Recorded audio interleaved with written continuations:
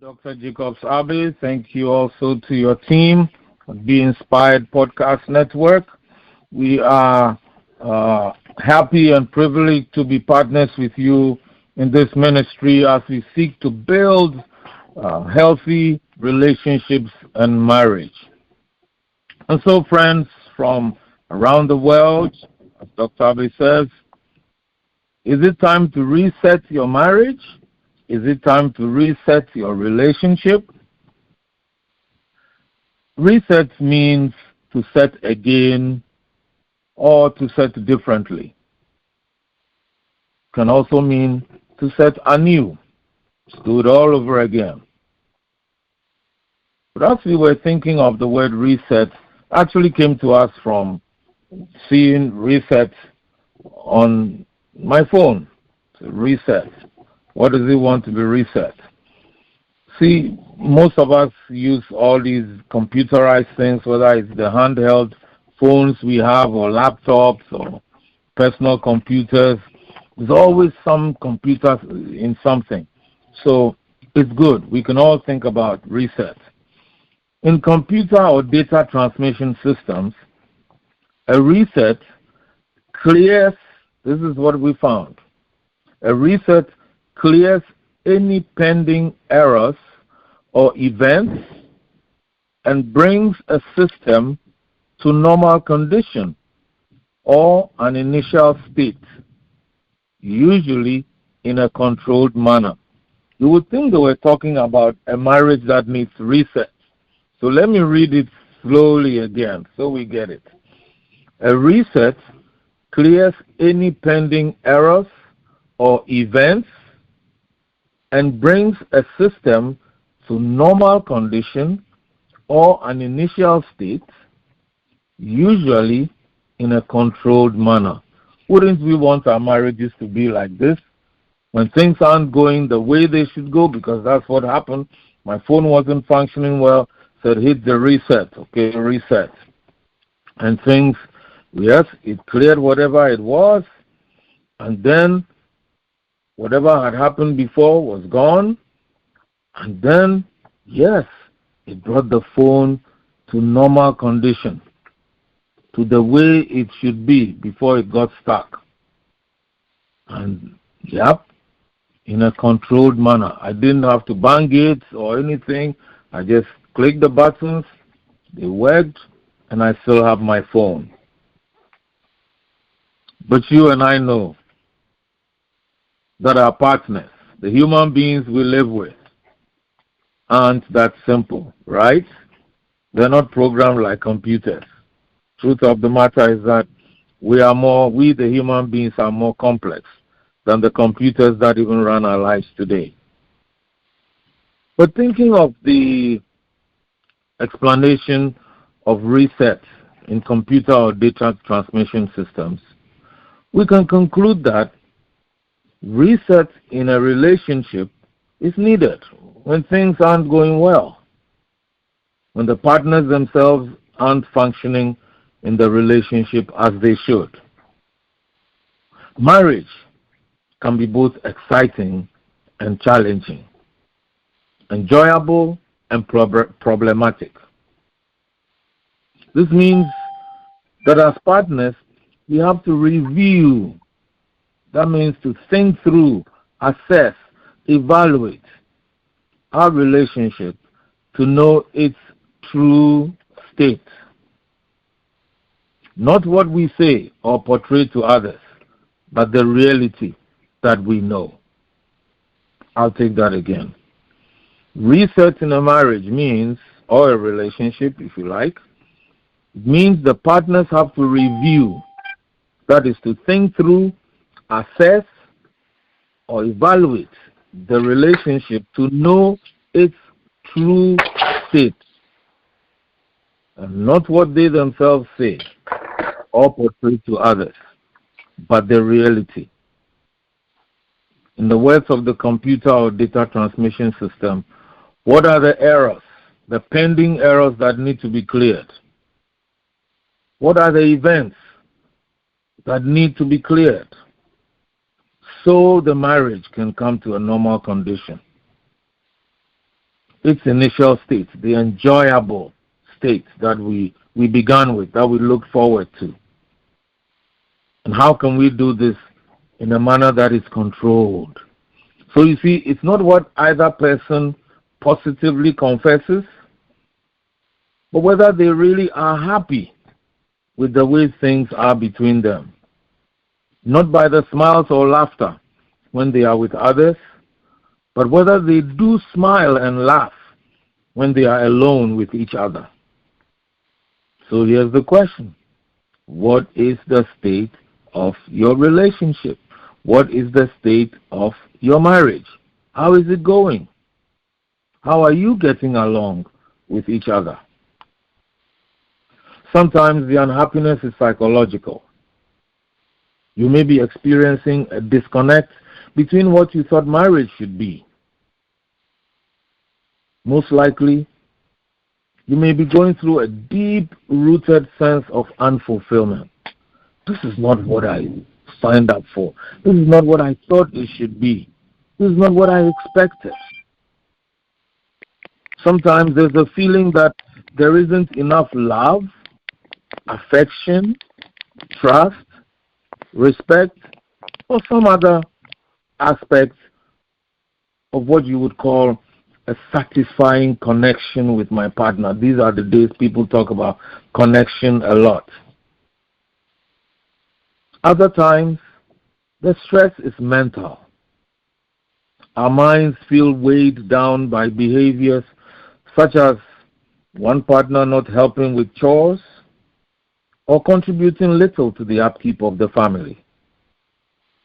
Sometimes statements made by a spouse, friends, or relatives may compound the pain, especially if they blame you or put you down.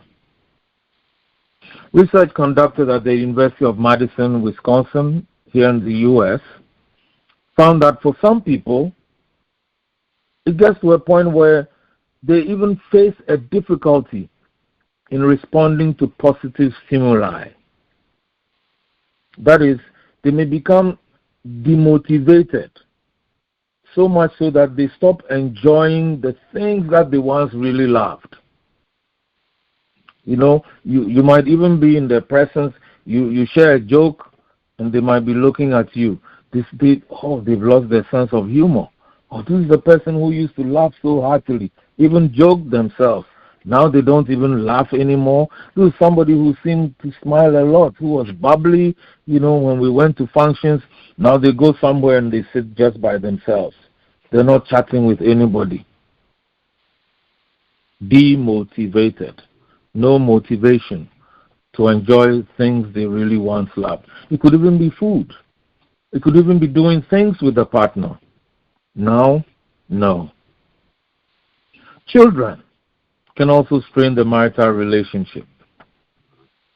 And I'm not even talking about one person saying the other is focusing on the children at their expense. No.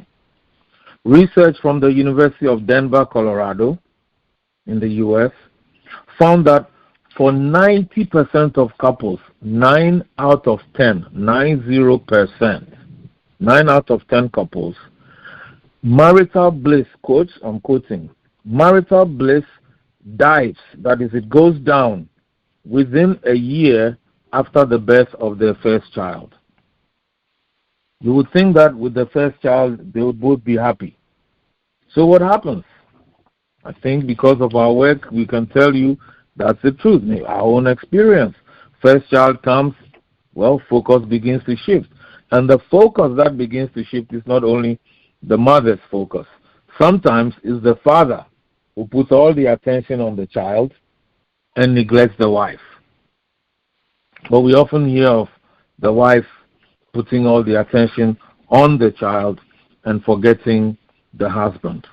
But here's what the researchers found. 90% of couples, the joy in the marriage diminishes. It reduces.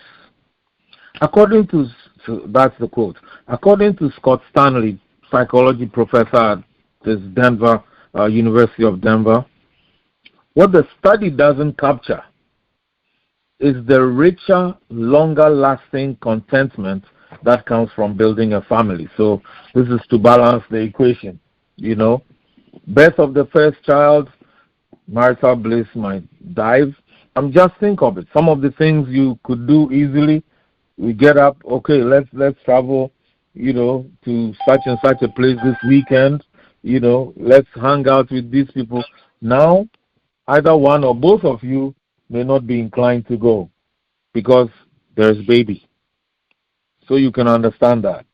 You can't just now travel just, at the drop of a hat, so to speak.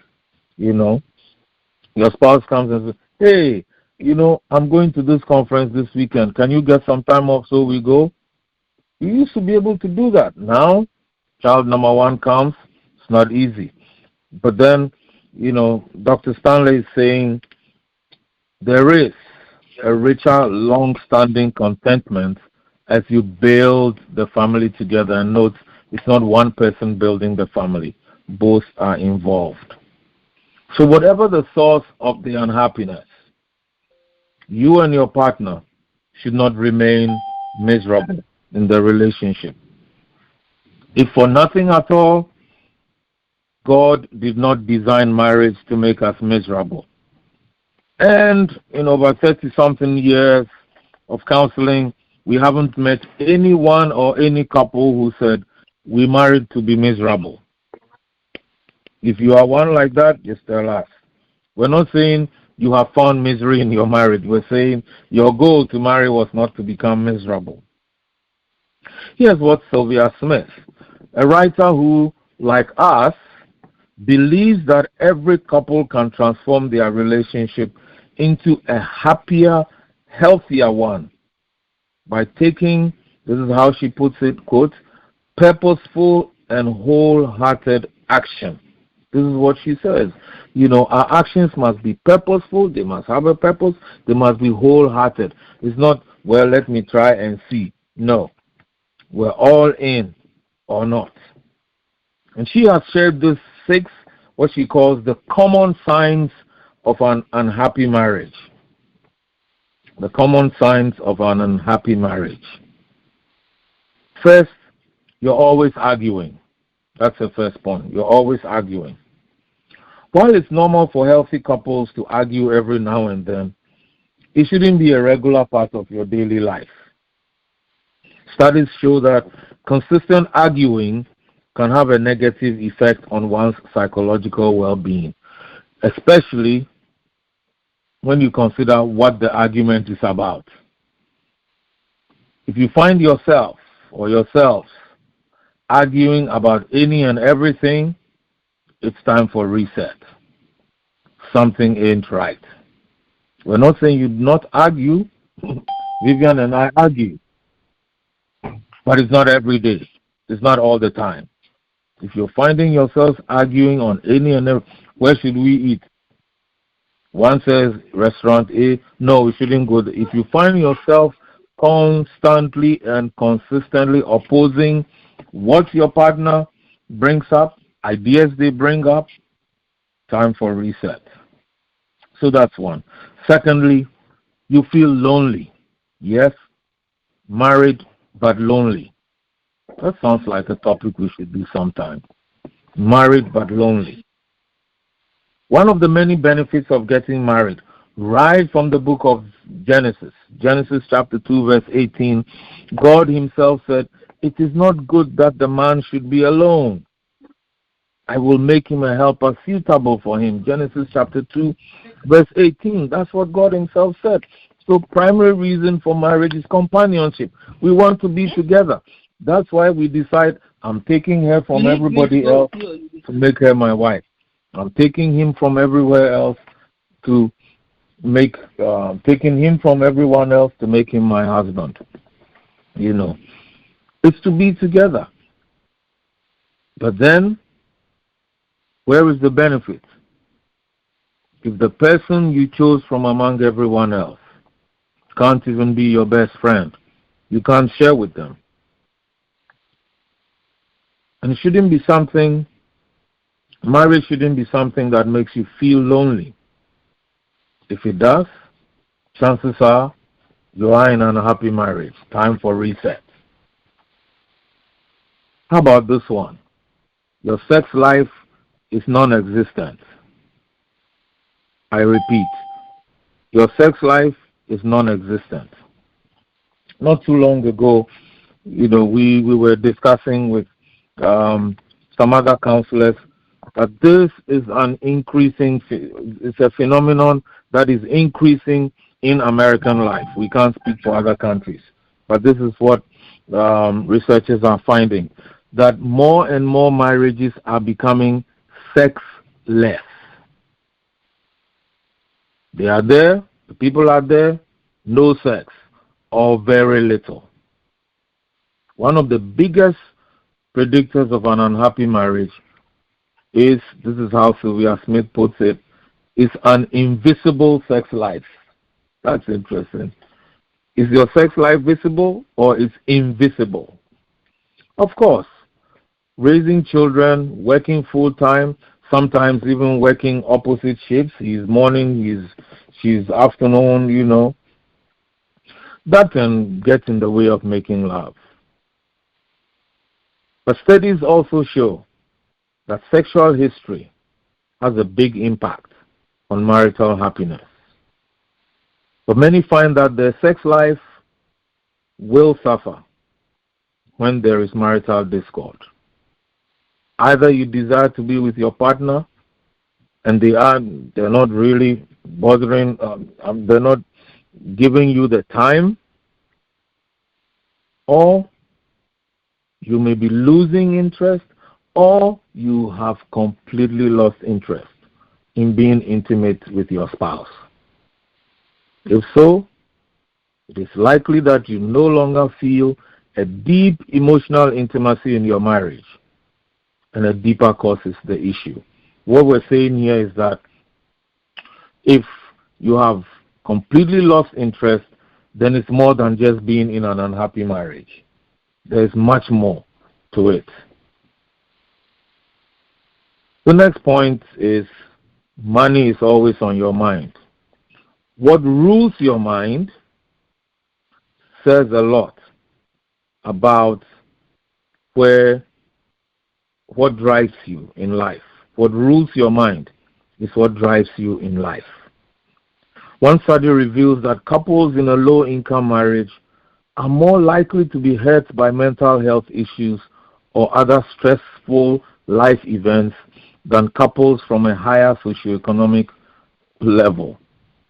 But having said that, we also know that there are several couples making lots of money who are unhappy with each other. That's a fact. More money doesn't mean you are happier with each other, because they have found themselves often drifting apart as one or both of them have climbed up the career ladder. Sometimes money being on one person's mind or both means that's all they are living for. Guess where that leaves the two of them? So you can get all the money you can.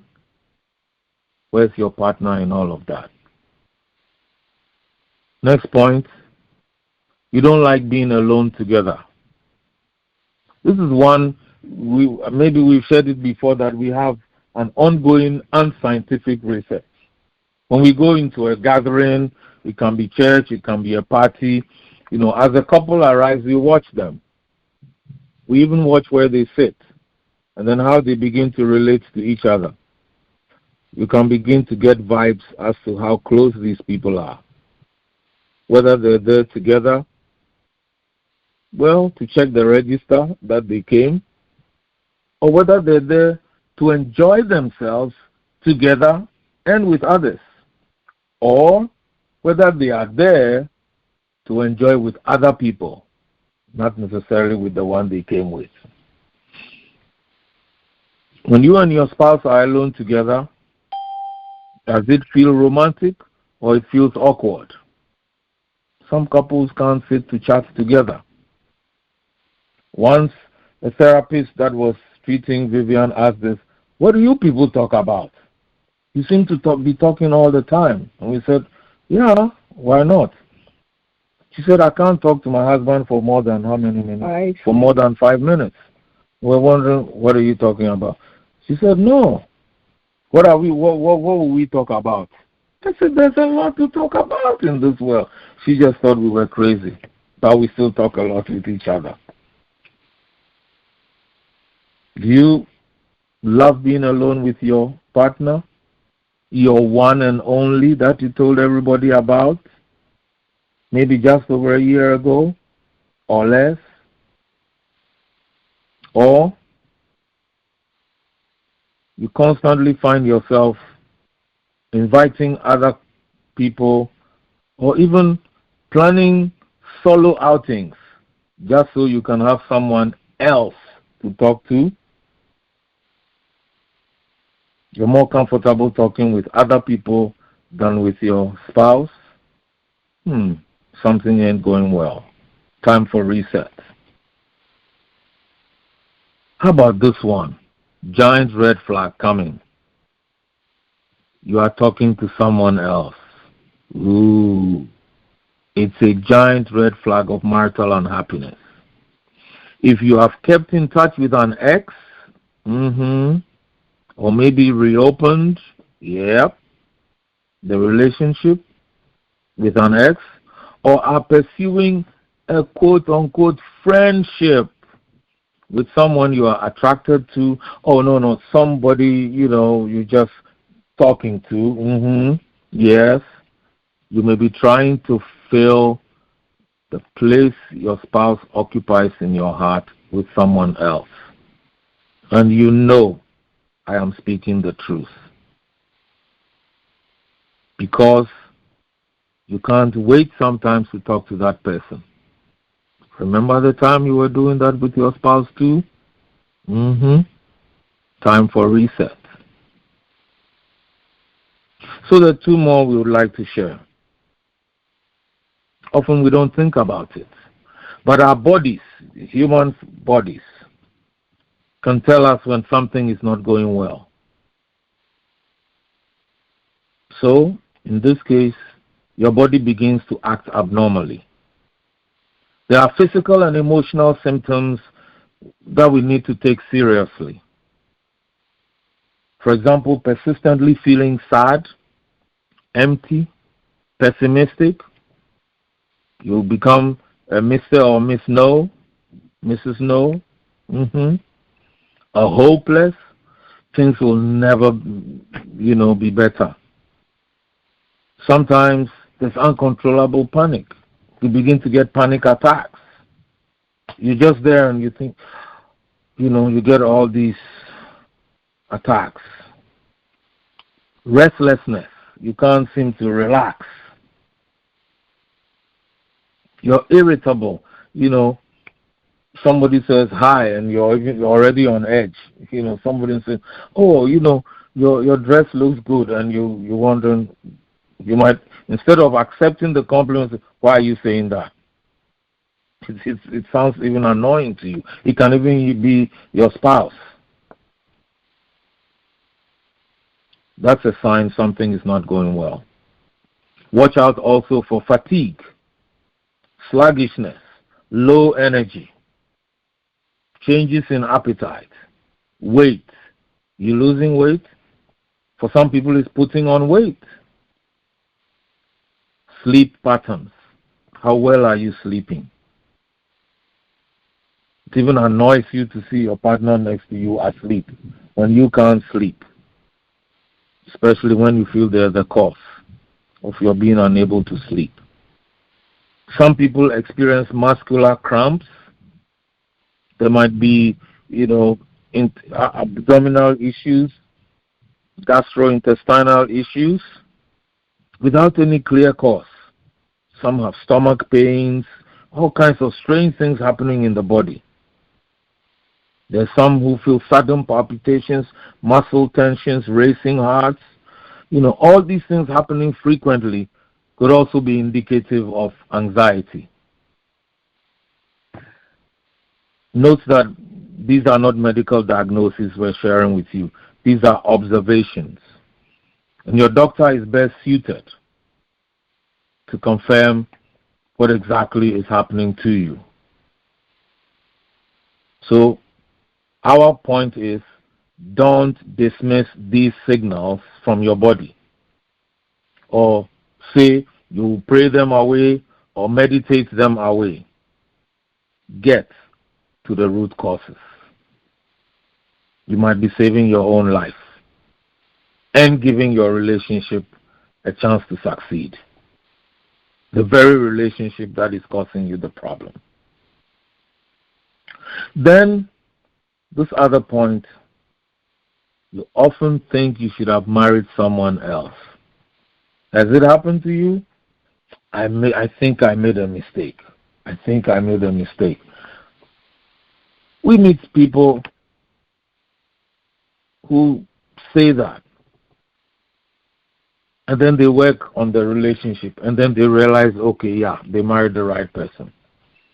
But if this becomes obsessive for you, you constantly be thinking you should have married someone else. You should see how this is linked to you begin talking to someone else, maybe an ex, or maybe the person wasn't even an ex but was in the running, and you said no to the person.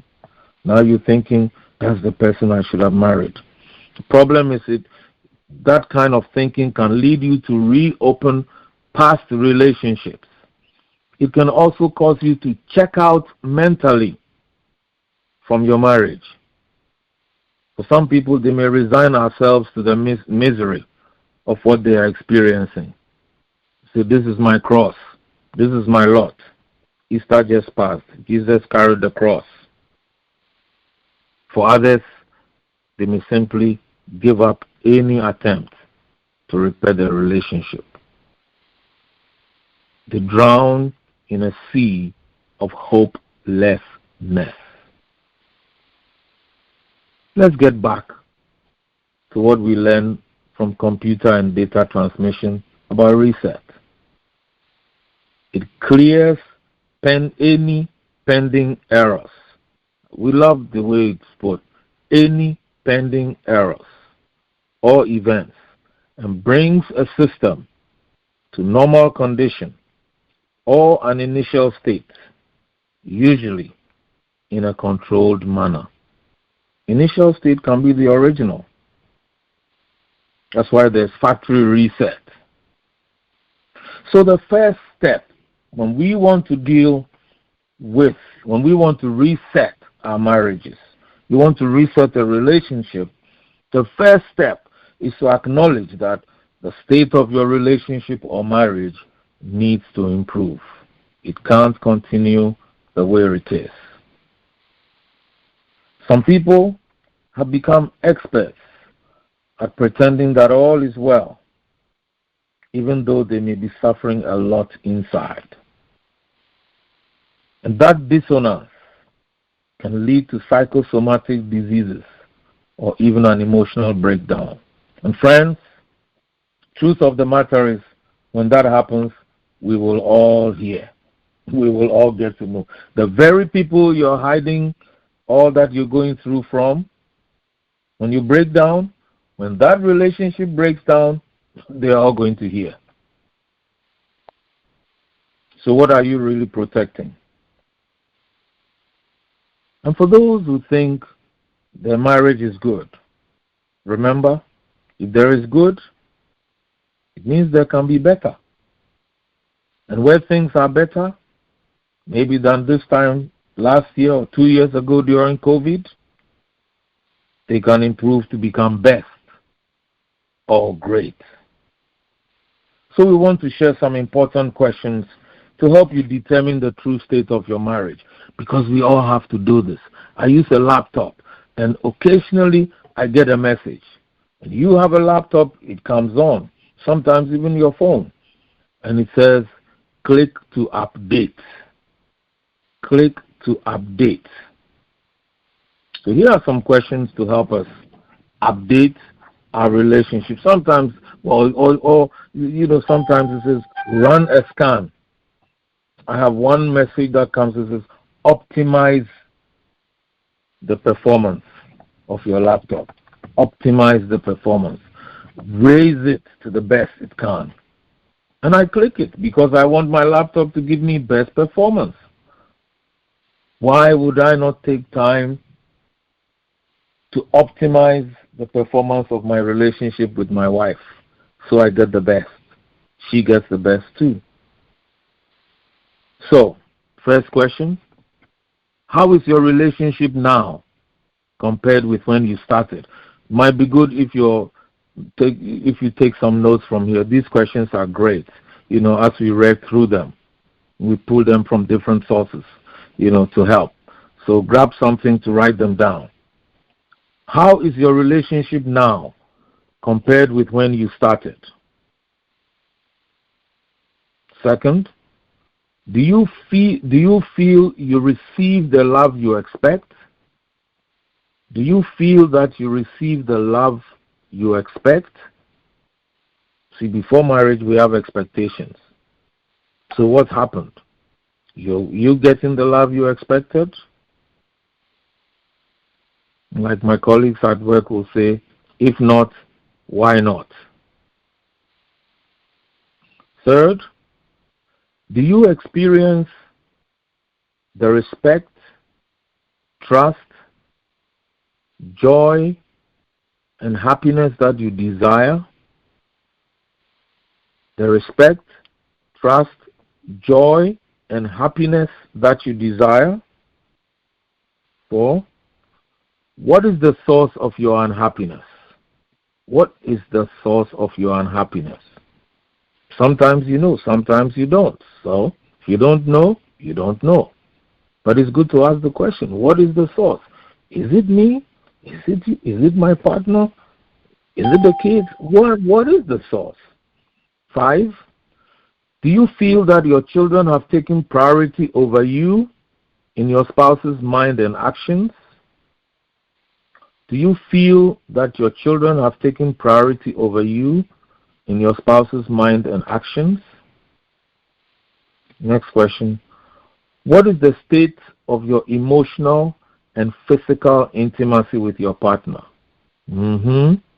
What is the state of your emotional and physical intimacy with your partner?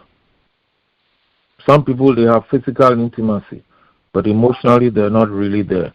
Check both. What is the state of your emotional intimacy? What is the state of your physical intimacy? Next, what needs to be cleared out of your lives to enable you to have a more fulfilling relationship? What needs to be cleared out of your lives? Some friends? Some responsibilities? Is it some activities? What needs to be cleared out to enable you to have a more fulfilling relationship with your spouse? Next one. What do you individually or jointly need to do differently? What do you individually or jointly need to do differently? This places the responsibility on you, not on your partner. What do you need to do? Then what do you need to do jointly? It's very easy to point fingers at the other person. Sometimes we need to shine the light on ourselves also and be honest in doing so. And then the next question is, have you and your spouse, maybe your partner if you're not married yet, have you just drifted apart, or is there something deeper that's affecting your marriage? Have you just drifted apart, or is there something deeper that's affecting your marriage? So those are some questions to think about, the 9 of them, 9 questions in all. If your marriage has turned into a relationship you don't even recognize, it can be difficult not to feel hopeless. But don't give up. Don't give up. Help is on the way. And beware of this point, because positive confession without dealing with the root causes for problems in the relationship will not make things get better. I'll take that again. Positive confession. My relationship is great. My relationship is wonderful. My husband is super. My wife is the best. Positive confession without dealing with the root causes for problems in the relationship will not make things get better. It is also unlikely that you will fix your marriage overnight.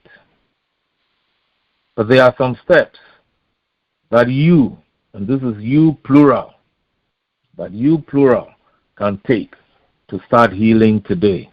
And we say you plural because it's two people who make up a relationship. Often we're expecting the other person, if only he did this, if only he did that. Somebody told us, if only my wife behaved like a Christian wife, we wouldn't have any problems. And we asked them, and how about you? Wouldn't you have a better marriage if you behave like a Christian husband? See? Easy to pass on to the other person. And so what will resetting your marriage involve? Here are some ideas that you can adapt and use to guide you, or you can take them as they are, but best will be to adapt and use them. First of all, determine to speak up and to seek help. Don't continue in your misery or your unhappiness. And the earlier you seek help, the better. It is much easier to treat a scratch or a laceration than a deep wound that has been covered up and allowed to fester. It is much easier to treat a scratch or laceration than a deep wound that has been covered up and allowed to fester. Sometimes by the time a couple come to see us, they are the verge where they've decided to part ways. So sometimes when we're talking with them, they're all looking for, he did this, and if she hadn't done that, and sometimes it takes so much time before we can peel back all the he did, she said, he didn't, she didn't, and they, to really get them to be looking at each other and deciding they will work together. Don't wait until you are at the breaking point or when one partner threatens to leave or to seek a divorce. It is important and mentally, physically, and emotionally healthy to share your feelings instead of bottling them up or indulging in self-pity. For some, the feelings may result in occasional outbursts of anger, depression, loss of body weight, or hypertension. Some may even begin to harbor suicidal thoughts. And if you are in that last category and you feel you are in an emotionally, physically, or mentally abusive relationship, get help immediately. In all capitals. Get help immediately from a counselor. And when working with someone, be honest and truthful, fully disclosing what you think or know. Because, just like you go to the doctor, if you say you have a headache when you have a huge wound on your leg, which is the real problem, the doctor will give you Tylenol or some paracetamol, and that's it. That might be all. But if you say, I have this wound, and they ask you, how long have you had this? It's just last week, and you've had it for 2 years. Be honest and truthful, fully disclosing what you think or know, and you're working with someone to help you with your relationship. Next, have an honest conversation with your partner. We underline the word honest. Communication, many have said, is the key to a happy marriage. And remember this, your partner can't read your mind, nor can they try and fix your relationship if you're giving them the silent treatment. You won't talk, so how do they know what you're thinking? So, communicate openly and honestly with your spouse about how you are feeling Sometimes we talk about the problems, but not how we're feeling about the problems. And genuinely express to them that you want to be happy with them again. This is not how you want things to be. See, sometimes the state of the relationship is such that either one or both of you would find it better, easier, even more harmonious to work with a counselor or another person that both of you highly respect. The reason is sometimes the relationship has deteriorated to the point where you can't seem to be able to talk properly with each other. And yes, that's why you need a third person, third party to do so. That's why we don't subscribe to this. Don't tell anybody about our relationship matter.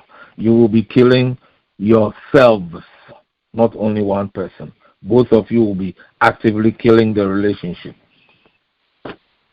Preferably when you work with a third person, this should not be a family member of either partner or anyone closely related to either person, because simply this eliminates any perception of bias. And again, you have to speak the truth in love. Let's hear from the Bible, Ephesians chapter 4, verses 15, that's 1:5 and 1:6.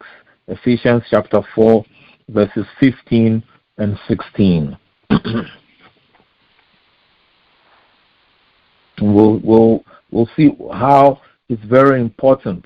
The Apostle Paul was writing about how, believers need to speak the truth with each other. These are people who are not even married to each other necessarily, but just in a body, in a group, why it's very important.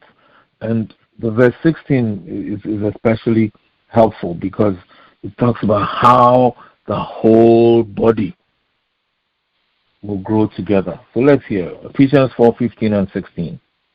Ephesians chapter 4, verses 15 and 16.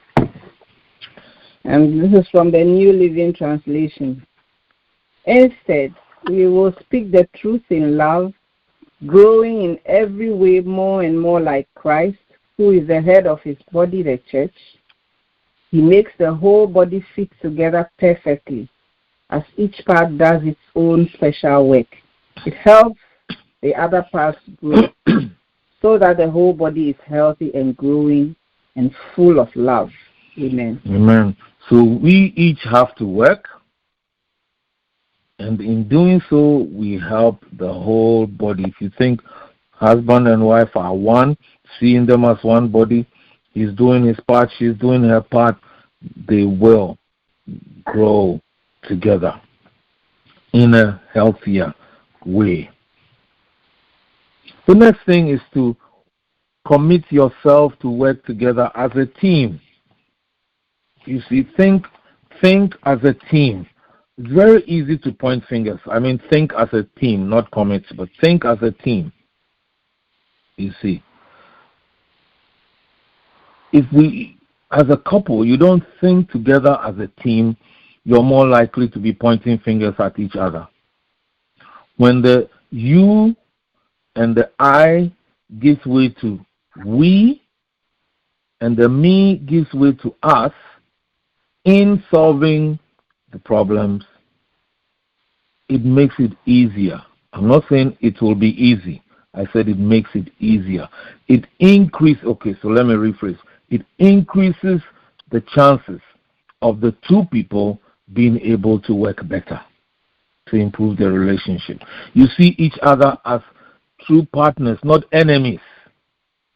Your wife is not the devil's assistant in your house. Your husband is not out to destroy you. Maybe that's how you feel. In an abusive relationship, that's what the person is out to do. Sometimes, even then, the abuser may not realize what they're doing. And we need to help the other person see it that way. So how do we work as a team? Show consideration for your partner. Involve them in what's happening. And like making decisions, You don't consult each other. Okay, maybe he wasn't consulting you, but how about you? Maybe she wasn't consulting, but how about you? Will you begin to do things differently? See, reset. You do things differently. Not, oh, she doesn't consult me, so I won't consult him. She doesn't consult, I won't consult her either. There's a quote from Dr. Martin Luther King, which is very interesting. And he talks about how, we should replace darkness with light. It's a very powerful quote we want to share with you from Dr. Martin Luther King. This is what he says. He says, you really can make a difference to the world around you. Don't think Ukraine or Afghanistan or Yemen or Somalia. Think your home. Think your relationship. So let me paraphrase the first part. You can really make a difference to your relationship, to your marriage. The rest, I'll take it from his way.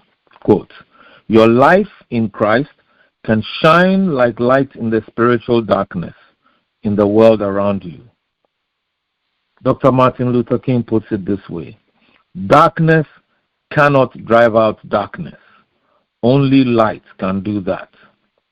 Hate cannot drive out hate. Only love can do that. End quote. Let me repeat that. Darkness cannot drive out darkness. Only light can do that. Hate cannot drive out hate. Only love can do that. End quote. So, look for ways to be kind when your partner is mean. Yes, the Apostle Paul said, it's like heaping hot coals. Who wants to keep it that way? Approach arguments as a team by attacking the subject at hand and not each other. Now, this is where you can learn from a counselor. You get skills on how to resolve conflicts, not by keeping quiet for 2-3 days and then you begin talking as if nothing has happened. You haven't learned anything. The focus here is not to score points in your favor or against your partner or to assign blame. The aim is to get to the root of your unhappiness, the real reason rather than the symptoms, which are the behaviors we observe. So listen to what your partner says and think through it. Let's hear the word of God from Philippians chapter 2, verses 3 and 4. Philippians chapter 2, verses 3 and 4. Philippians chapter 2, verses 3 and 4. From the New Living Translation. Don't be selfish. Don't try to impress others. Be humble, thinking of others as better than yourself. Don't look out only for your own interests, but take an interest in others too. Amen. Right. So, we focus not only on ourselves, but we have to think about our partners also. Selfishness doesn't cut it in a relationship meant for two. So let's look also for ways to reconnect with each other. We're resetting after all. So we are everything the right way. How can we connect with each other? One way to heal your relationship is by spending more time together. Oh, I can't stand him, you might say. Well, you have to begin to. That's why sometimes you need help in terms of how you can do this without getting at each other's throats, as the saying goes.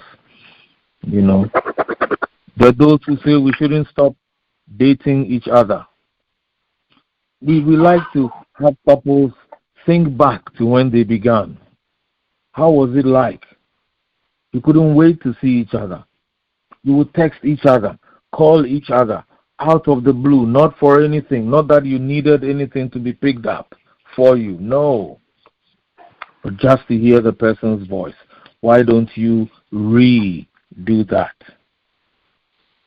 Planning an outing. Yes, it may be wooden at first, but learn to rediscover each other all over again. Some of you are crying, you don't know my wife, you don't know my husband. You are where you are because you stopped doing some of those things. And you cannot improve if you remain as you are. You know that for a fact. You need to take the initiative somehow to get to know one another all over again. One writer puts it this way: act as though you just met. Ask your spouse about their favorite things, their hobbies, dreams, and goals. You say, oh, but I know all of that. We change over time. How well do you know your spouse now? You may be surprised at what you learn and how much you can also share with your partner. Maybe we've said this in different ways, but stop blaming each other. If you've been together for a long time or you've been unhappy for a while now, it's likely you have some built-in anger or resentment toward your spouse. And it's easy at that point to blame each other sometimes for the other person for what's gone wrong in the relationship. Sometimes you keep quiet, but all the blame is in your head, and it influences what you do. So avoid pointing the finger at your partner, because playing the blame game is a sure way to put your spouse in defensive mode instead of giving them an open space to communicate about what's going on. See, for some of us, that's our way of operating. The more I can make him feel guilty, the less likely he will be able to talk about what I'm doing wrong, the wife might say. Sometimes it's the husband who does it. That's it. She's the one. She's the problem. She's the problem. You're telling everybody else, so what about you? Who's living with the problem? And what are you doing about the person who is the problem? Are you also accommodating it? That means you're also in it, and you're part of it. Instead of focusing on past mistakes, acknowledge that both of you have played a part in the decline of your relationship, and that it will take both of you to fix it. The last but one point is this. In every relationship, however unhappy, chances are there is some positive. What is positive about your relationship? Can you identify it? It can't be that he's all that evil. It can't be that she's all that wicked. Sometimes what happens is we can be so negative that we can't see anything positive. And often the first change we need to make so that we can have a complete reset is to change our thinking. Here's what the Apostle Paul wrote in his letter to the Romans chapter 12 and verse 2. Romans chapter 12 and verse 2. Romans chapter 12 verse 2. Don't copy the behavior and customs of this world, but let God transform you into a new person by changing the way you think. Then you will learn to know God's will for you, which is good and pleasing and perfect. Amen. Amen. By changing the way you think. You know, one of the most interesting things sometimes, someone says, I want my relationship to be better. Then you share one or two ideas. Then they turn on their, my wife, oh, she will never change. She will never do it. Or my husband, oh, he can never change. So why are we talking? If you already know, can we give each other a chance? And it starts by changing the way we think about each other. And our last point is this. Commit to work together. Maybe you're wondering why we brought that last. Because it must undergird everything you do. There must be that commitment to work together. Because commitment takes you through the down times, the times when you feel nothing is going to change. But yet, I will do all that I can to make this relationship better. That's commitment. I don't see him smiling, but I will smile. And who knows? That smile that won him over in the first place, he might remember sometime, and he will also begin to smile. All couples go through highs and lows in their marriage. Sometimes it's great.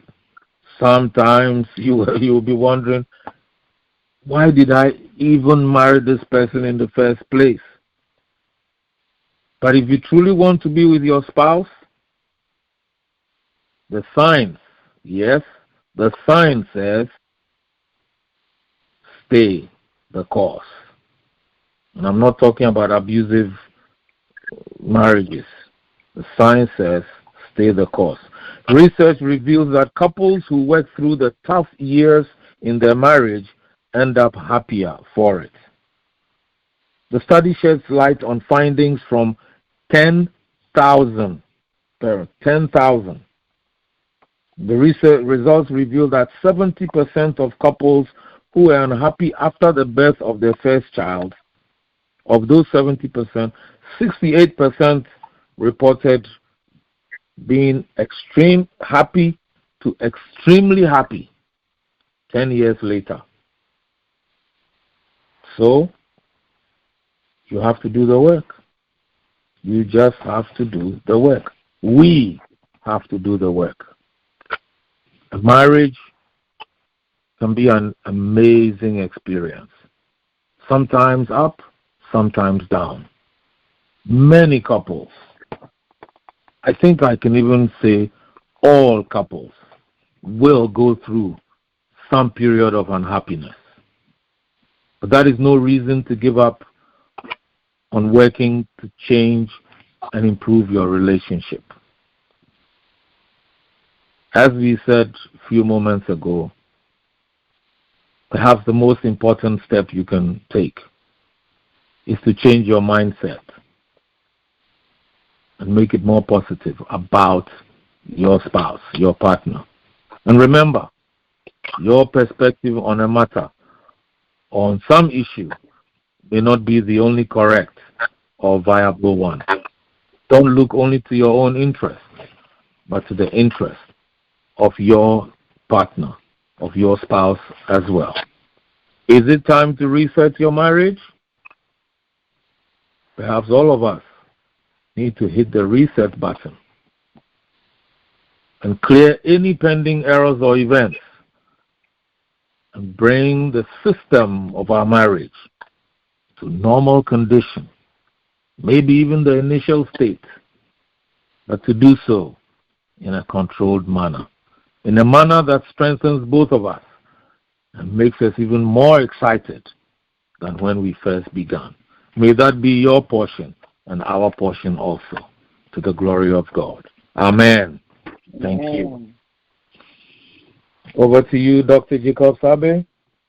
Amen. That's a very, very, very powerful presentation, and I believe that I have learned a lot, and I hope all of you on the line have also learned a lot. And so it's time for us to ask our questions. As usual, if you are shy, you can send a text, and we will read that for you. You could send it to country code +1, area code 571-337-9185, and we'll get that out for you. If you're on the line, you can also unmute yourself, and you can ask your question directly, and that way you get the opportunity to engage directly with Mr. and Mrs. Crabbe. So let's go straight to the questions that have come in so far. Good evening, Mr. and Mrs. Crabbe. Thank you for the wonderful presentation. My question is, what is a practical way to get your spouse to be romantic again. I am saying this because it has come to a point where my wife suddenly has lost interest in sexual intimacy. I have talked, I have done everything, I have even put movies just to turn her on, and nothing seems to work.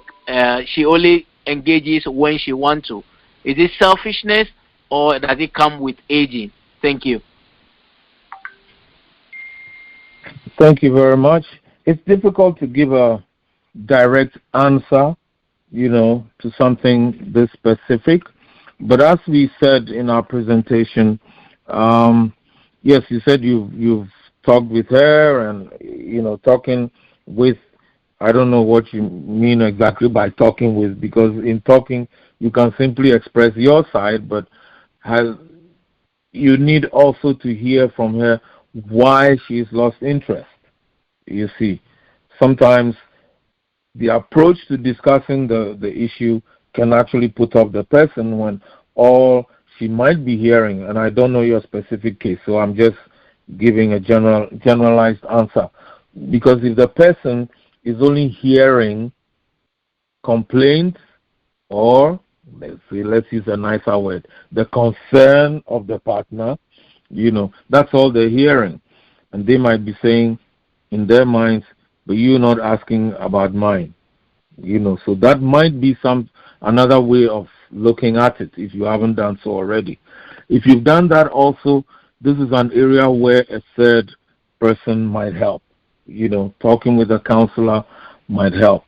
Sometimes a sex therapist even might help, because there may be other issues that may not be you who might be causing it. And for some people, having a child or children sometimes diminishes, their sexual libido, as the medical people call it, the sexual desire, the sexual drive. And with very simple discussions, not simple discussions, but there are ways in which to help somebody like that, pick up again. You mentioned romantic, so I don't know if you mean for you, romance means sex. If that is the issue, that could be one of the problems. That could be the problem perhaps.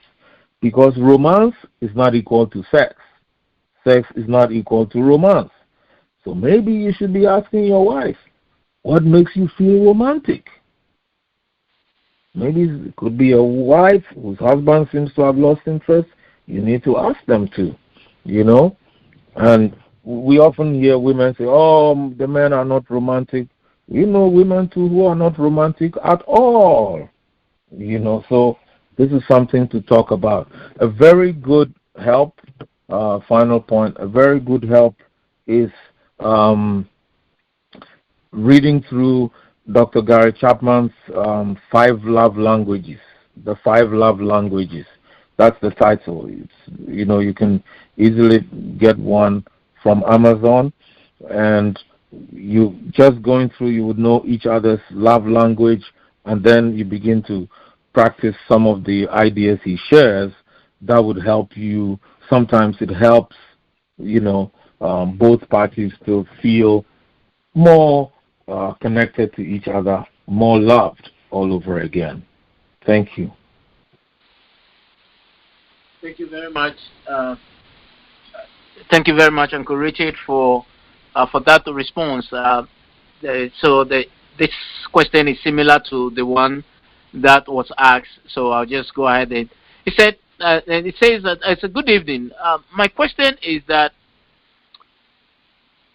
now is it okay or normal that as we are aging, we tend to want to have more privacy to ourselves? Because the fact of the matter is that sometimes I just feel like I want to be alone.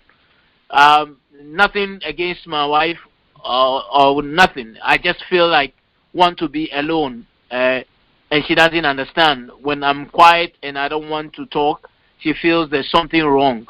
How can you help me reassure her that there are moments that I just want to be alone and I don't want to be disturbed? Thank you. Your question, if you say, how can we help you to explain to her, it means you want to be like that. You want to remain that way. You are asking, is it normal that as you grow, you tend to want not to talk? No. Oh. In actual fact, as you grow, you want to be in each other's company more and more. If you truly are working on your relationship, you want to be together. You want to share all the time. So it's not normal. If you are wanting to be alone by yourself, maybe there's a reason. Think about it. What is happening? Mm-hmm. You have to think through the whole thing. What does she do something that puts you off? That makes you want to be alone? That's what you have to address. That's the issue you should address. So your question is it normal? No, it's not normal. Dr. Sam, read the question again. Mm-hmm. All right. So the question here says that, well, is it normal that as we are aging, we tend to be alone? Sometimes I just want to be alone, and my wife doesn't seem to understand. Okay. No, it's not normal. It's not normal. So if it is happening that way, there is something that is causing that to make you feel like being by yourself and not being with her. So address it. Think about it. What is it? This is some of the ways that we can tell you that you need help. Seek help and let the counselor address the issue and find out what is really happening, what is drawing you away, making you feel like you want to be by yourself. So that's my simple answer. Awesome. Thank you very much. All right, so there's another question here, and it says that, let me see this one here. Okay. It said, what do you do when your spouse constantly dismisses the way you feel, either say you are too emotional, you have misplaced priorities, or you are not the only one with emotions. Also, when my spouse doesn't think we don't need professional help in our marriage. The only person he wants to talk to is my mother, and she will not be very helpful in our situation. Thanks. If he thinks you don't need any help, then he shouldn't go to even your mother. Because he goes to your mother, it means he knows you need help, but he doesn't want to go. Maybe your mother listens to him and does things the way he likes, and tells you to do the things that he wants you to do. So he likes going there. He wants to be with someone who will side with him. That's not right. You need help. All this shows that you need help. And we all have emotions. Nobody is too emotional. Everybody has their emotions. We need to address it. There is nothing like not serious. This is too small. This is not important. Everything is important. If your partner thinks it is important, it is important. It's not small. It's not little. Nobody is too emotional. And nobody can say that I am not emotional. We are all emotional. So let's address the issue. Whatever your spouse says, think about it, talk about it. If you realize you cannot handle it, seek help. And nobody can say that we don't need help. We all need help. We are all learning at all times. We all need help. So that is what it is. Thank you. Thank you, Ms. Crabbe. I want to push a little further on that question. I mean, I've had people even in my office who knew I do these programs with you come to me with such questions, and it doesn't seem like normal, because people kept asking me the same question, that why is it that sometimes one spouse feel they are the most emotional person, and they don't have they are most selfish and just think about themselves alone. And so I don't know if you want to push a little in your explanation for the sake of folks who are listening, and not directly about the question that the individual asks, because it's something that I think I've heard it in many places. That do you think you are the only emotional person, or you don't care about the others' feelings? I don't know. What do you think? Thank you so much. All right. So let me also add, what we generally hear is men saying that women are too emotional, or women. Here's how it goes: women are emotional. We men, we are logical. That's probably one of the worst statements that we all have been brought up with. There are women who are logical. We've met women who are more logical than their husbands. And yes, we've met men also who are more emotional than their wives. And I think we did settle this on this podcast some time ago, that latest research has actually shown that men are more emotional than women. Research done in the 1940s and 1950s, that established that women are more emotional than men, actually discounted things like outbursts of anger that men have, and said, well, that's a masculine thing. So they didn't count that against the men, so to speak. They didn't put that in the men's column. But if a woman showed that, oh, she's emotional. So the latest research, I think it was 2 years ago it came out, or maybe 2019 or 18, out of Cambridge University. It's established now, everything put together, men are actually more emotional than women. Yes, it's more. If you split 100% between us, we're more than 50% of the 100. We the men. Okay? So that's it. If you don't believe, look it up. Now, having said that,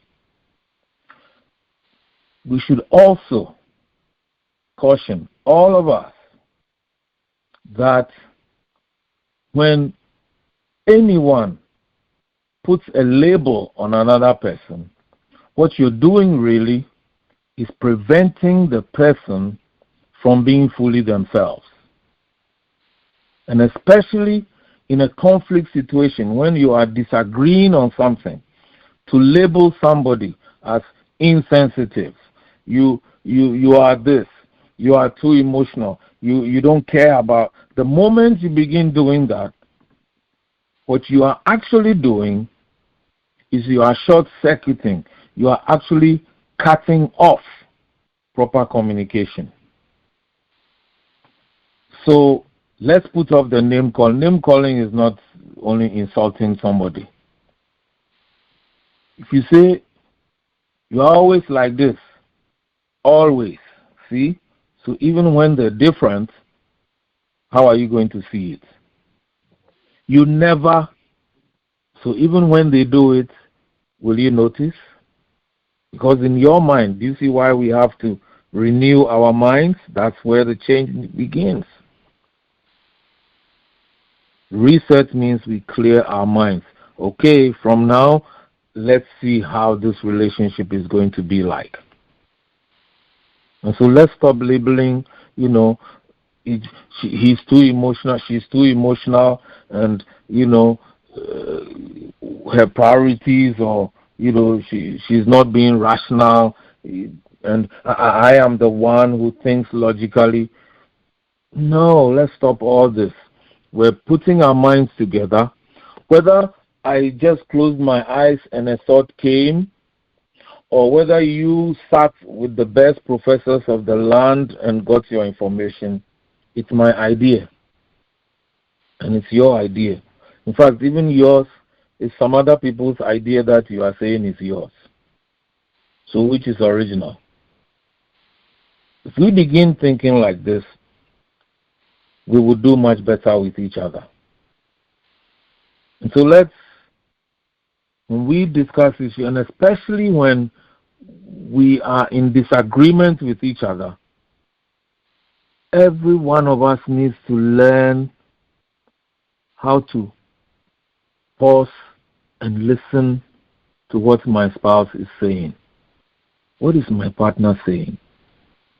Especially if they've said something over and over, you need to give some more thinking time to it. Could it be that this is how they really see me? Am I really that way? Think about it. The natural tendency is we can become defensive. You see, that's the other thing. When you begin labeling the person, they become defensive and may not even listen to you properly. And if you do it over time, your voice will be associated with that. Oh, here he comes again. Ping, switch off. So you say everything you say is not being recorded. In your favor, that is. Could be her. She says, oh, I know what my wife will say. You know. When we're working with a couple and one of them says, oh, I know exactly what he will say. So you think you know exactly what they'll do. Oh, I can predict. Of course, predict. But are you prepared to see them do something else? So we need to open our minds, yes, reset. This is why we're doing reset.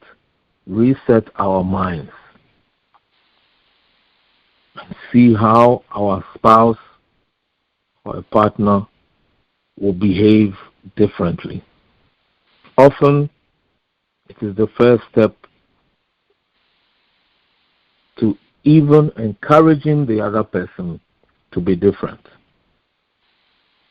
So that's what we'll say for now. Thank you, Dr. Sam. Thank you very much, Uncle Richard, for that powerful responses as well.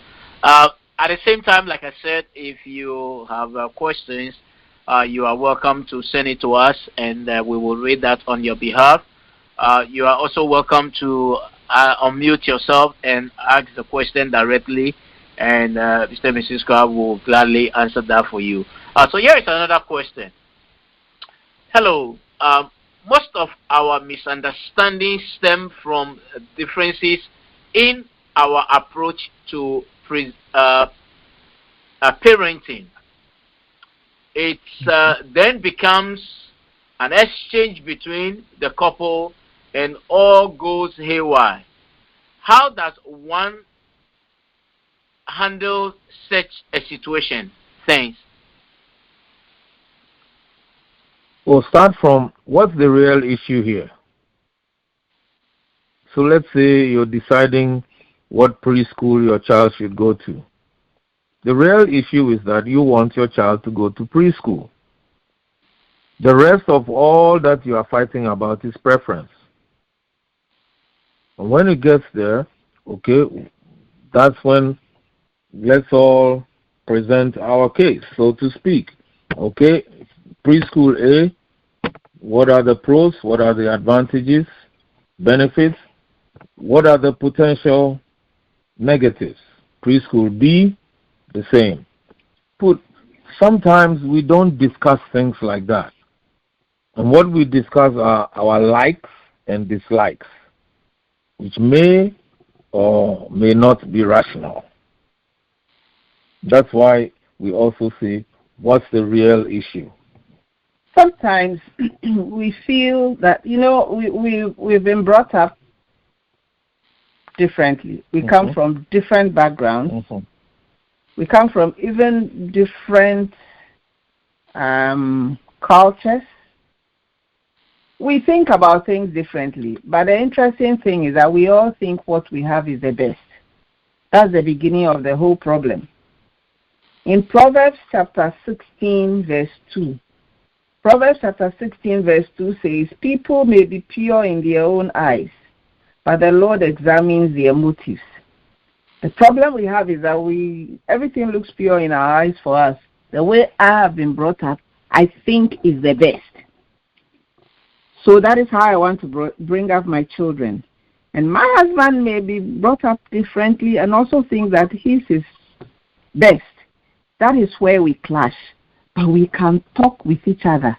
We can first of all, you need to teach each other first. Talk about your upbringing, your childhood, how you were brought up, what you learned, what you think is wonderful. So let me give a quick example. So a couple is deciding where the child should go to preschool, right? If he grew up in a home where the father just said, this is the school the child is going to, and the mother went along, he is going to find it odd, even disrespectful. Someone might say, if he says our child should go to this preschool and the wife says, no, I think this other one is better. That could just simply be the issue. It's not simply that, his idea is the best. It's because the wife thinks differently. He's not used to that. That's not how he grew up. As a child, his father spoke and that's it. For some, it was the mother. So the same might happen. Why are you the one? It was our mom who did everything around school. So she's expecting to be able to do the same thing. But that's why Vivian is saying you have to talk about these things. How were decisions taken in your home? That's a question we've seldom heard couples ask. That is, to each other. How were decisions taken in your home? Was it jointly or by one person? And by whom? And also, if any decision comes up, whatever you say or whatever you want to do, ask each other, why do you think we should do it that way? Mm-hmm. Why do you want us to do it this way? Or why did you say that? Explain things to each other and you will learn. You will learn from each other. Only fools don't want to learn. You see, if you make understanding your aim, you are seeking to know each other more and more. It doesn't take 1 or 2 years. It takes a long time. You can be married for years and you will still be finding out things about each other. So ask questions and learn from each other. If you make understanding your aim, you will go very far. In Proverbs chapter 18 verse 2, Proverbs chapter 18 verse 2 says that fools have no interest in understanding. They only want to air their own opinions. So if you want to air your own opinions, you don't want to listen to your partner, there will not be peace in the house. And you will not even grow. Because maybe there are things you think yours is best. When you learn from your spouse and put it together, you see that you will do better even than your own parents. So that's what you have to aim to do. Don't think that you have it all, and so you don't need the help of the other person. You need each other. As God said, it's not good for the man to be alone. I'll make him a helper suitable. How does the helper that is suitable becomes your enemy now? And you want to do everything by yourself. Do it together. Talk about it. Discuss. And find out the good things. Everybody's home, there's good, there's bad. So when we blend them together, we pick out the good ones in each other's home and we use it and let go of the bad ones. Let's round off this point by saying, I will say to my brothers, the men, the fact that you brought up the idea does not mean it's the best and that your wife has to go along. That is bad leadership. Actually, that's not even leadership. That's dictatorship. How many people want to follow a dictator? Some people. But if your wife is not going along, then you better change your dictatorship. Same goes with the sisters also. Mm-hmm. Your idea is not the best. Amen. So whatever you say, your husband shouldn't just follow. Thank you. Your husband also has brains in his head, and he can bring suggestions. He can ask questions. So work together. Nobody has it all. So let's work together. So you don't become the fool the Bible is talking about. Thank you. Thank you very much. Thank you very much. So there's a few questions here, and this question said, there is a school of thought that you don't have to tell your spouse everything. Do you agree? And if not, why? And if you agree, why do you agree with that? Thank you. I don't agree that you don't tell your spouse everything. You have to talk to each other. You have to talk to each other about everything. It makes you free. You see, the reason why you are keeping some things away is that you are either scared that, you don't want each other to know everything about you because you are ashamed of some things. So you don't want to talk about it. Or you are hiding things because you are afraid that your spouse will go against it. Your spouse will sort of oppose what you are saying. So you want to keep it away. You don't tell them everything. But believe me, if you tell each other everything, you are going to be very free. You will be free to discuss everything, talk about it. That's the same way. If one doesn't understand, you let the person know that. I don't think you are getting my point. We talk about things all the time. Uncle Richard and I, sometimes I don't think you are getting the point I'm making. And he will say, okay, explain to me. And there are sometimes we even say, you know what, let's leave it right now. Let's talk about it later. If it's the morning, let's talk about it in the evening. If it's the evening, you know what, let's talk about it tomorrow. Because sometimes the discussion has become heated. Yes. And we are not making headway. So we need to be free, feel free. The reason why we don't tell each other everything is that we are afraid. And there is nobody else in this world that you can be freer with than your spouse. And if your love is working well, you will not have any fears. 1 John chapter 4 verse 18 says that such love, let me read from. You read from the New King James or no? Or you want over from verse 17? Okay, let me read from New King James.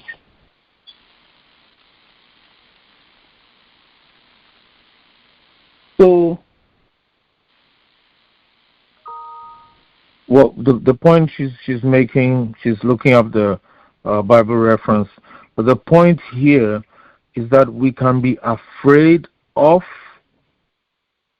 our spouse's reaction. That is, they may disagree, so whatever we want to do, we might not be able to do it. Then sometimes we are also afraid the information we are sharing may be used against us.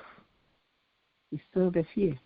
So these are two main reasons why we are afraid to share fully. So in the New King James Version, 1 John 4:18 says, there is no fear in love, but perfect love casts out fear, because fear involves torment, but he who fears has not been made perfect in love. So if we love each other, we care for each other, it will cast out all fear, because we talk about any and everything to get to know each other very well. And that is, we share everything and we grow together. We will be able to grow together if we share everything. Our cultures don't teach us to be together. There are things that, in our local languages, some of them said, if you have good news, don't tell your wife. And some say, it's not everything you tell your wife. And they say, oh, the man is not a pillow. So they are all proverbs. In our local languages, the man is not a pillow to rest on, so don't rest on the man. So it doesn't help us to grow together as the Lord wants us to. But believe me, talk to each other about every and anything. You will be very free. In fact, to tell you the truth, I was not a person who could open up easily to anybody. I kept to myself very much. I thank God for Uncle Richard. He is so open that there is nothing he will hide. He will say it. We and the girls, we laugh at him that even if he plans to hide the thing, before he knows, he has already said it. So the thing that he thought he hasn't said, he said it long ago. We know. So, but he helped me. I began to think that if he is telling me everything, why shouldn't I tell him everything? So I learned. And believe me, as we began to share, as I share everything, I am very free in my mind. I'm not hiding anything. And there are things that maybe even the way I am thinking about it, he thinks otherwise, and he helps me. So talk about everything. The question is, should you keep some secrets from each other? No, don't keep secrets. Talk about everything. And don't use anything you know about your partner as a weapon against your partner. You are, keeping this and you will use it. If you do that, you will not hear anything. And if they tell you, every time they tell you, you have points. So next time you're going to use it against them, you will not hear anything. Feel free. Be truthful to yourself. And let your partner feel free to tell you everything. Two quick points. If you use information your partner shares with you against them, you are undermining their trust. If you use information your partner shares with you against them, you are undermining the trust they have for you. In fact, you may damage it irreparably. So be careful. Then the second thing is this. For those who think we should keep some things from each other, here's my question. If you will not confide in your spouse something about you, I'm not talking about you have a family secret somewhere, that's your family secret. I'm talking about yourself. If you will not confide in your spouse, who will you confide in? Who will you confide in? Just think about it. The other part of that question is, if you knew that your spouse were confiding in someone else apart from you, how would it make you feel? Would you enjoy it? If your answer is no, then you cannot subscribe to don't tell your partner everything. Thank you. Thank you very much.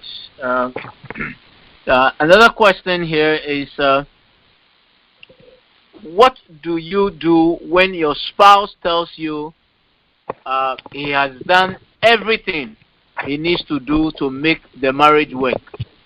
The marriage is not working because of me and the many divorces in the family background.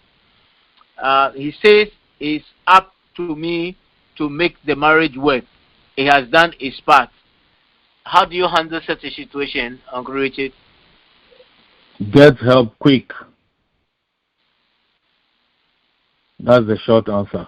And if your partner says he has done his part and you haven't gotten help, he has not done his part. So if he says that he has done everything he can, then suggest to him or her that let's see a counselor. Yep. If he says no, then he or she hasn't done his part. Let them know that you have not done all you can do. Yep, that's it. Short answer, that's it. We don't have to say too much. Get help quick. Good. All right, so it says here, we do exactly what you discussed, pros and cons, and yet at the end of the day, he insists on his way. If it doesn't happen, we end up accusing each other. You are not solving the problem. I like how you are honest. Good. That you both end up accusing each other. Do you see the trouble you are in? Okay. Go ahead. So that's why you need help. For somebody to get to let you know that you are both wrong and you are messing up your own life. So seek help. And we cannot do it one person's way. So if your partner is telling you we are always doing it your way, think about it. What else can we do? That's why you need help. And if you seek help from a counselor, it doesn't mean that your marriage is so bad that, somebody said when she wanted them to see a counselor, the husband said, has it gone that bad? No. Why should we see a counselor? It doesn't mean that, your marriage is that bad. You just want it to do better. So seek help. You need the help. If the two of you are not getting a headway. So you need help. So, agree to yourselves that, we are not doing it well. We are not getting any headway. So we need help. And then both of you seek the help. I say it again to my brothers. Some of you may be howling in the background, but I am the head. I am the head. I learned this from our Nigerian sisters. The man can be the head, but he has to remember that we, the women, we are the neck. If we refuse to turn, they the head, they cannot look anywhere they want. That means we must have partnership. Because a stiff neck gives headache. Get the imagery, analogy. A stiff neck will give you headache. That's not what you want. If you are the head, maybe your wife is the neck.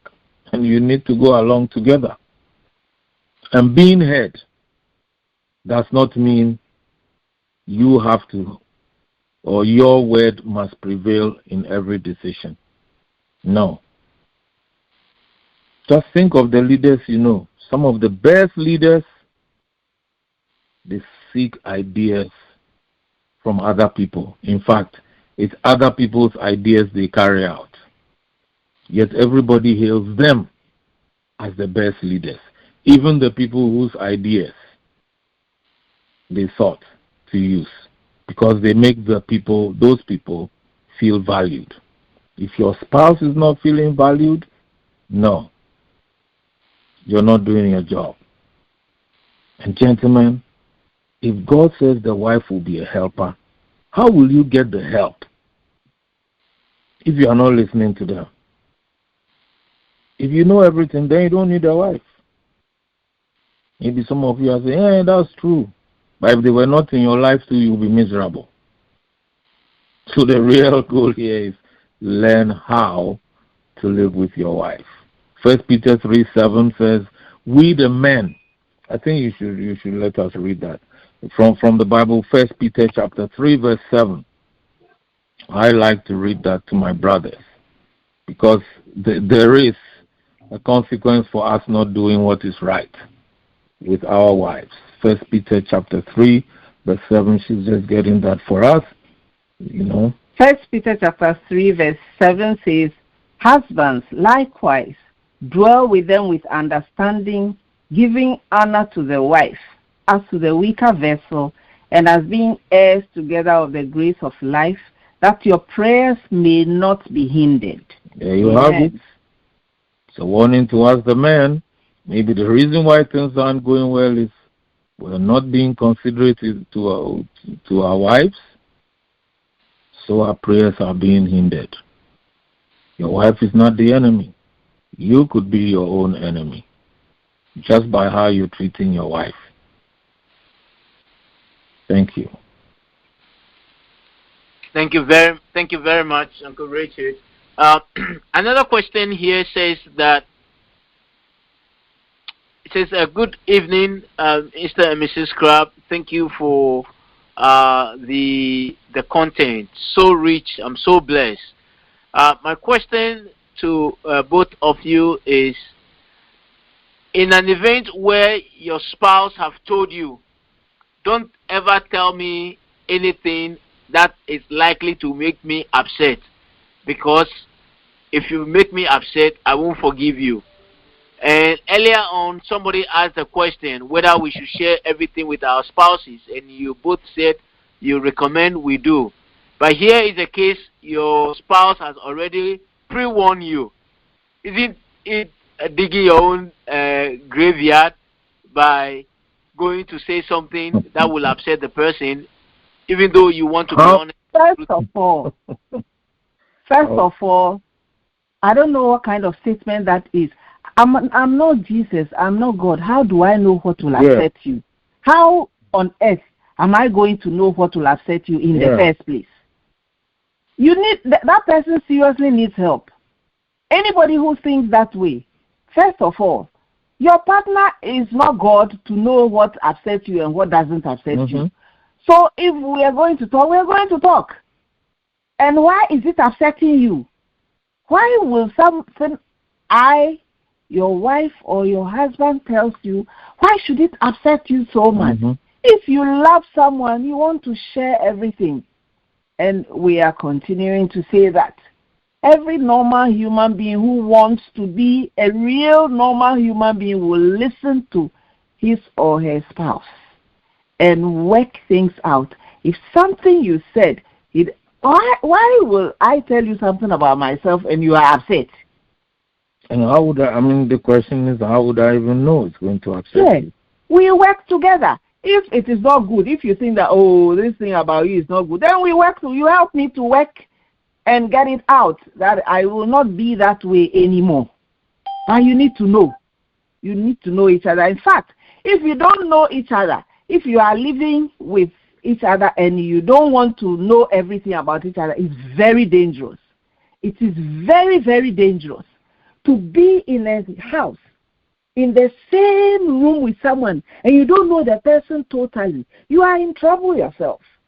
You don't know what I will do to you. And you are happy about that, you are being foolish. It is not a good thing. Let God help you to free yourself and know each other very well. You are a better person. You will be free. You will sleep like a baby. Thank you. Thank you very much, Richard and Aunt Vivian. Another question here is, and it's a funny question. He said, how do you deal with a spouse who doesn't get upset and doesn't get angry, even when clearly an action presupposes that this person should be very annoyed or upset about a behavior, but yet he just goes, it's okay, that's fine, it's part of life? Do you think it's harboring something in his heart and release some other time? I'm only overthinking, but a behavior that I know that will definitely cause a big stir in the family, and my spouse it has happened twice and never even talk about it. He just smiles over it and said, it's okay. How do you deal with such a person? You talk with the person, you are not overthinking. Just like you are feeling, it's not normal. If something like this happens, you should, be upset a little bit or, angry, and you can't go like, everything is okay, everything is not okay. That's not how life is. In every family, in every relationship, there are things that happen that we get upset with each other. In fact, sometimes Uncle Richard and I say that makes the love go on well, because we upset each other. We cannot do everything wonderfully. In fact, if you agree with each other on everything, there's something seriously happening there. Either one of you is lying or you are both lying to each other. That's how you will agree with everything, and everything is okay. It's okay. It doesn't matter. You smile at it. No, be your real self. Don't pretend. If you don't get upset about some things which your partner notices that this one should upset you, say, it's okay, you are lying. You are deceiving yourself and your partner. That's not good, because it can, brew up something else at another time. So let's be truthful to each other. Feel free. If you get upset, it doesn't mean it's bad. You are a normal human being. If you don't like something, talk about it. You cannot like everything about your spouse. So talk about it. What you don't like, when it happens, talk about it. Don't pretend, please. Be your real self. Don't hide everything. Don't smile at everything. You cease to be a normal human being when everything is okay. Everything is not okay. So long as we are sons of Adam and daughters of Eve, we will do some things that will not be good. It's part of human life. Those are the things we have to address. Don't just take it, oh, it's okay, it's not okay. So here's small exercise for you. In our sessions, we talk about asking the second and third question. The second and third question. If your spouse says something you think should be upset about, you say it's okay. Well, it's okay. Ask why. Why do you think it's okay? Don't just say why, but why do you think this is okay? When they say it's part of life, no, that's not. Yes, it is a part of life, but what makes it okay? Part of life means it happens. But why is it okay? Is this something you would condone? Why is it so? Why would you? Because you want the reason behind their thinking. That's why you ask the question, the second question, to make them. So that's what you ask. You don't say, what do you think? It's okay. Ask the second question, why is it okay? And then listen to what they're going to say. Same way, why is it not okay? You ask the question. And then let them answer. Listen for the answer. Thank you. Thank you very much. So I have the last question here. And the last question says here, thank you, Mr. and Mrs. Crabbe, for this beautiful session. I'm interested in the subject of conflict management in marriage. This is a very important subject because it appears that most people, when they get into the marital affairs, it's all lousy and fun, but along the line, they seem to forget and come to the realization that these are two individuals coming together to establish a family. And therefore, their differentials will definitely come up in the quest of building a family. Why is it that sometimes it turns out that most women are too loud in conflict situations than men? Is it because of their temperament, or is it because they are overly emotional? Thank you. It depends on the individual. There is nothing like the women are too loud or the men are too loud. The situation depends on every family. We are all different. In some cases, the women are too loud. In some cases, the men are too loud. So, as you yourself have said, sometimes it depends on the temperament. And, depends on the temperament you have. You may be loud, but those are the things you work with. If you know that your partner yells, you can let them know that. And sometimes in the middle of the argument, when you are telling your partner you are yelling, you are worsening the case. So let it go. At another time, when things have calmed down, that's when you get the person to know you yell a lot. And when you are yelling, I can't express myself, and we don't listen to each other. So can we tone down? You can even work out ways that you can help each other. When things begin to escalate, you can teach each other things you can do to make the person realize that it's not going well. It's not going well right now.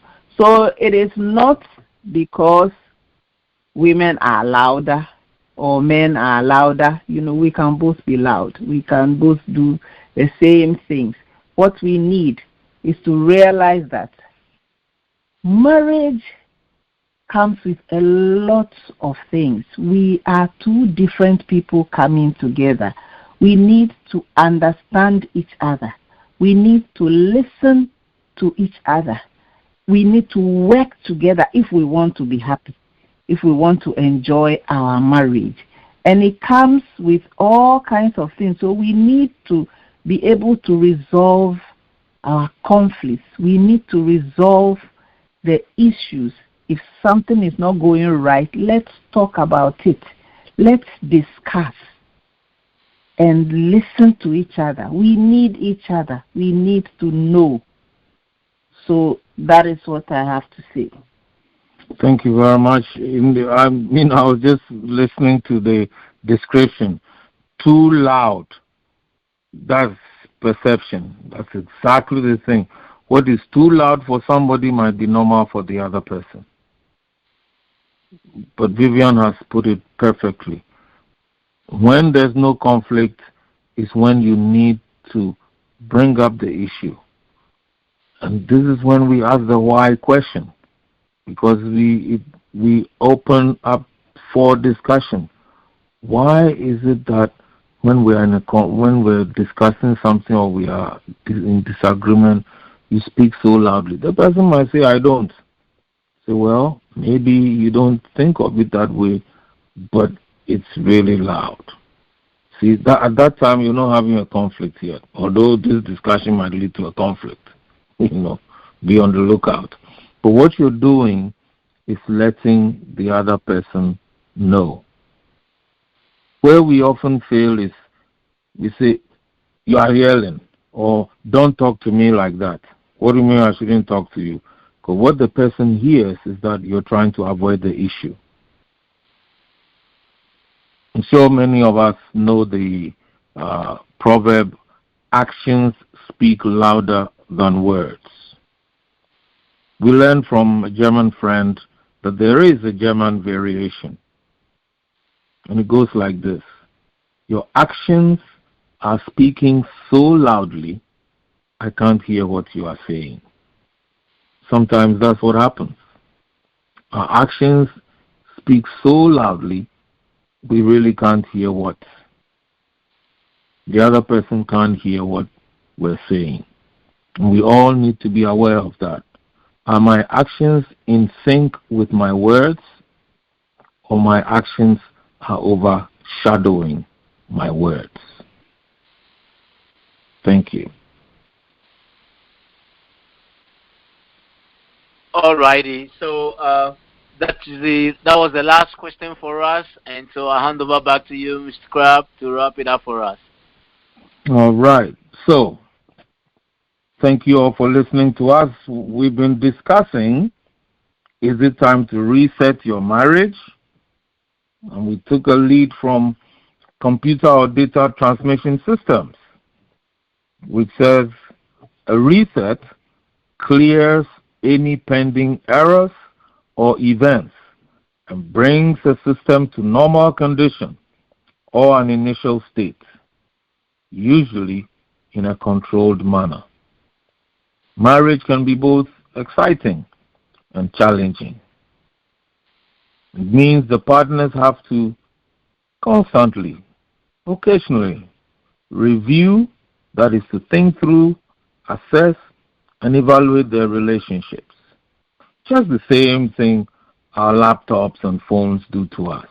You get a message, reboot, or update, or optimize. We take heed to all these things because we want those